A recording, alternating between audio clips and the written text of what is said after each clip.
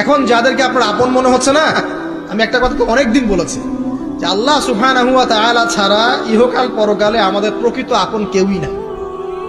কথা বুঝতে পারছেন না? সময় হোক বুঝতে পারবেন। এই যে যাদের কথা চিন্তা করে আপনি দুর্নীতি করছেন, ঘুষ খাচ্ছেন, সুদ খাচ্ছেন, এরা আপনাকে চিনবে না মরার পরেই। আপনি মারা যাবেন, এরা আপনাকে চিনবে না পরকালে। তখন যদি আপনি বলেন, হে আল্লাহ, আমি ওদের স্বার্থে সুদ খেয়েছি, পরিবার দেখাশোনা করার জন্য ঘুষ নিয়েছি, দুর্নীতি করেছি, ওরা উল্টা বলবে যে আল্লাহ, একে তো আপনি নিতে বলি নাই, ওকে তো আমি নিতে বলি নাই, ওর হিসাব ও দিবে, আমি এসবের মধ্যে নাই। আপনার স্ত্রী আপনাকে কথা বলবে, ইয়াউমা ইয়াফিরুল মারউ মিন আখিহি, ভাই ভাই থেকে দৌড় দিয়ে পালাবে ওই দিন।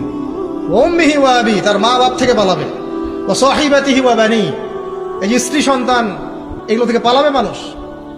লিকুল্লি ইমরিইন মিনহুম ইয়াউমাইযিন শা'নু ইউগনি, প্রত্যেক সত্তা সেদিন নিজেকে নিয়ে ব্যস্ত থাকবে।